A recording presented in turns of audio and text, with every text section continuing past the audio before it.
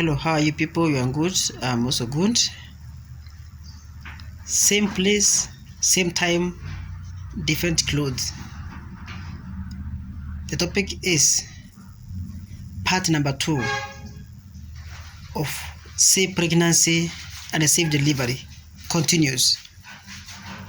Yesterday we discussed a bit of what is pregnancy and what it entails, and today majorly we are going to point out some of danger signs that encompasses pregnancy. Some are signs that you can cope with, others are signs that needs therapeutic interventions.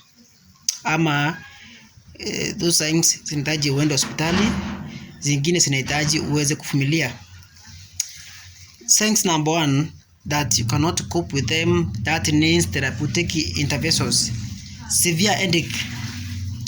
If you experience so much of the severe headache, you have to rush to the hospital for checkup. Number 1, because severe headache might be accompanied by a variety of things. Number 1 can be even a disease like malaria, which is so dangerous in the pregnancy, because actually if malaria is there in the pregnancy and is not treated, can lead to the abortion or to the termination of pregnancy. Headache can also be as a result of elevated BP, that's blood pressure. So you go for checkup. Number 2 is edema of both extremities, where you find your both legs inflamed. You should rush into the hospital.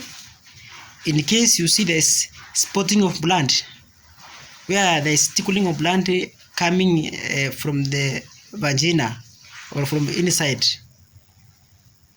you have to be worried, because it might be a warning that your pregnancy is being intermittent, or maybe there's some kind of abortion happening.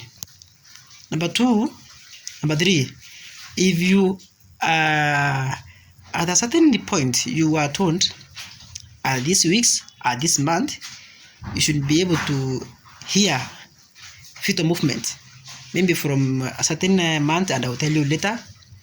And for the particular time you are not able to hear the fetal movement, that's also a danger sign. If there's a drainage of amniotic fluid, ile unaambiwa kama maji imemwagika ya mtoto, if it is drained, you should go to the hospital. Why? Because this amniotic fluid, it acts as a food for the baby, and it gives them maybe enough time to grow, enough space to grow. Now what if there's a little amount of amniotic fluid? That means baby might grow getting some deformities, because there's not enough space for the movements and for the exercise. Those are danger signs that is so alarming, and maybe that when you experience them, you should go to the hospital.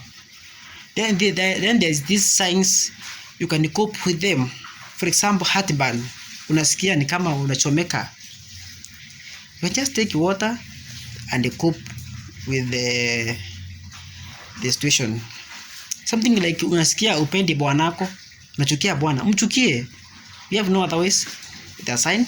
Ukisikia unampenda, mpende sana. Ukisikia kulia, lia machozi ishe. That's kind of. But the other signs, they're dangerous. So that was for today. Maybe next